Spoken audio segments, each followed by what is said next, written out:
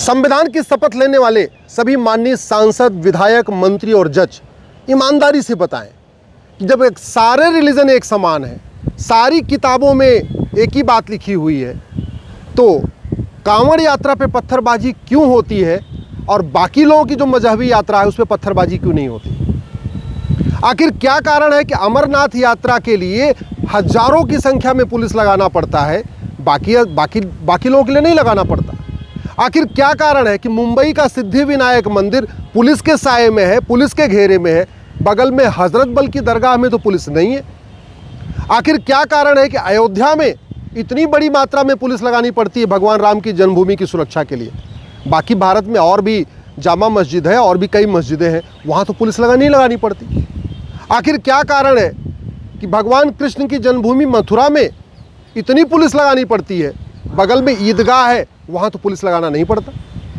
काशी विश्वनाथ मंदिर में दर्शन के लिए पुलिस लगाना पड़ता है, वहीं बगल में ज्ञानवापी में जहाँ नमाज पढ़ी जाती है वहाँ तो पुलिस लगाना नहीं पड़ता?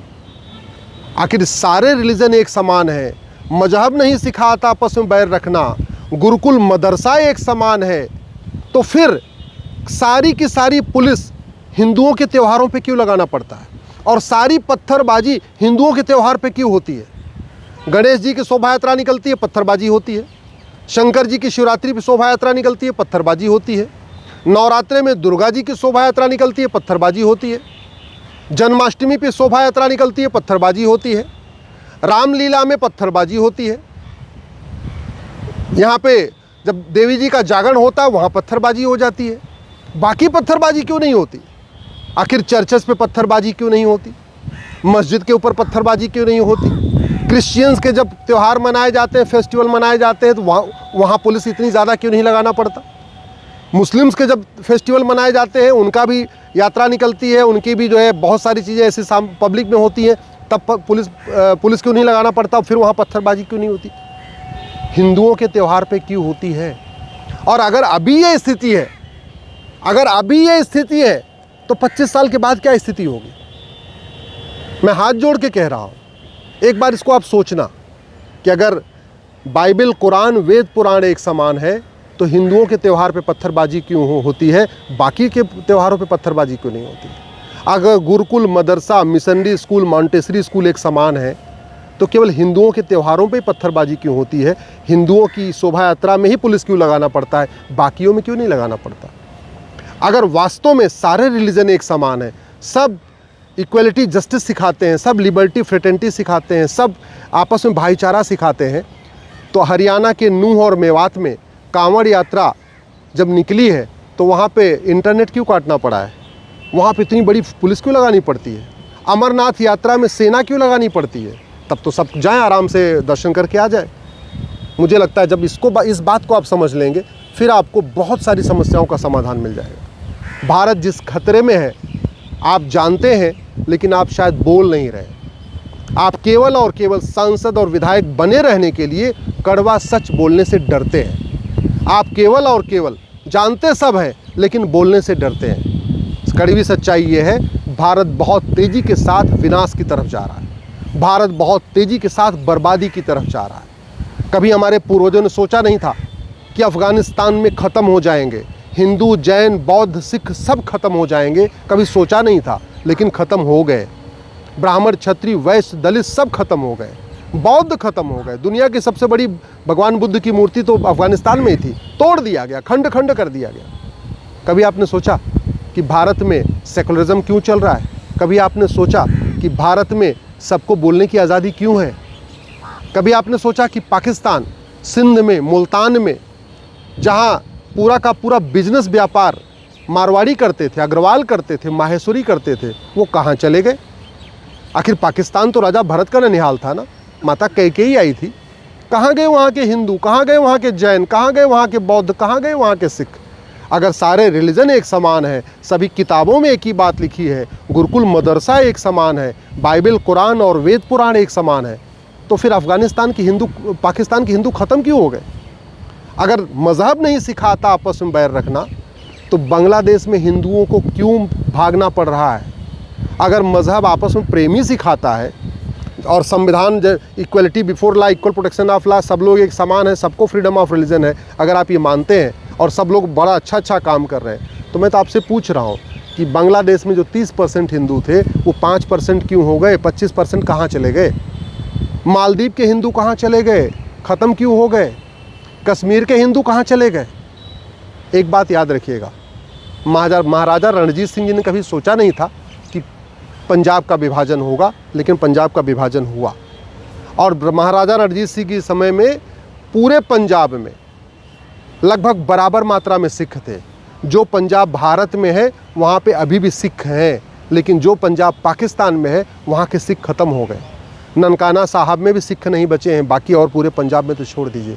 अगर मज़हब आपस में बैर रखना नहीं सिखाता, अगर सारे रिलीजन एक समान हैं, अगर सारे इक्वलिटी, जस्टिस, फ्रेटर्निटी, यूनिटी सिखाते हैं, तो जो ईस्ट पंजाब था हमारे पास आया, वहाँ के सिख तो हैं। जो वेस्ट पंजाब पाकिस्तान बन गया, वहाँ के सिख कहाँ चले गए? बंगाल के 2 टुकड़े हुए, एक ईस्ट बंगाल, एक वेस्ट बंगाल। वेस्ट बंगाल हमारे पास है, वहाँ तो हिंदू हैं, आज भी लगभग 70% हिंदू हैं।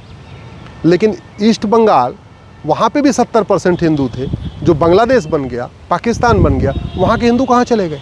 70% हिंदू थे, आज 5% बचे हुए, कहाँ चले गए? कौन खा गया उनको? क्या उनके बच्चे नहीं पैदा होते?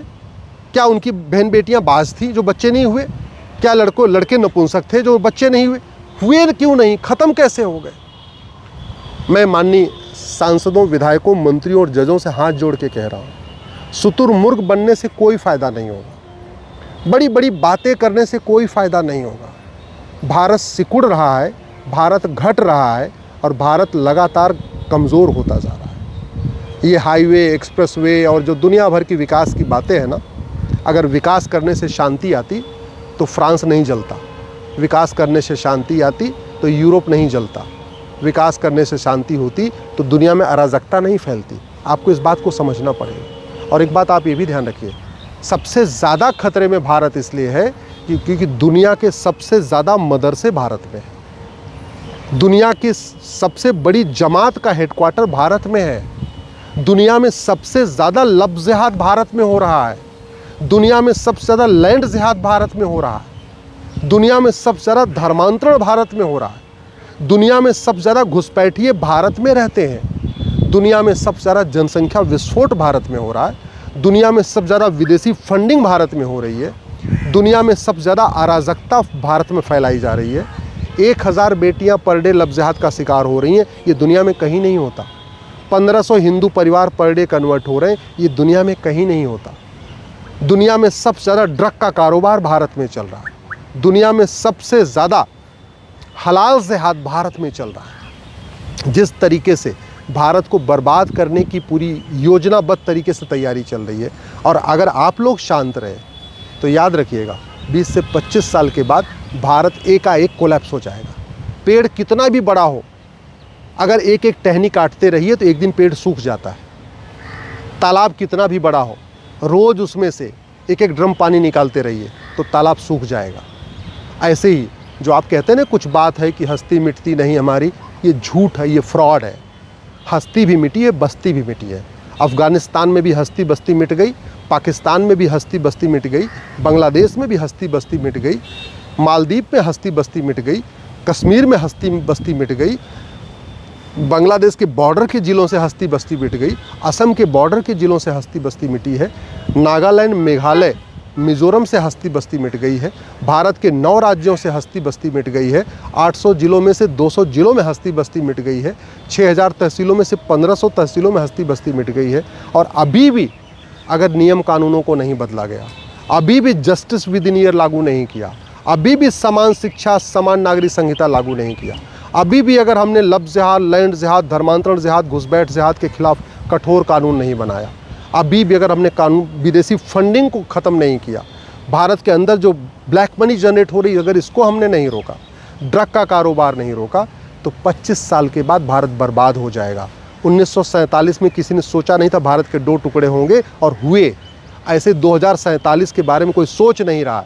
लेकिन अगर ये समस्याएं तत्काल नहीं रोकी गई तो फिर दोबारा टुकड़ा होगा, फिर विभाजन होगा, फिर नरसंहार होगा, फिर आगजनी होगी, फिर अराजकता फैलेगी।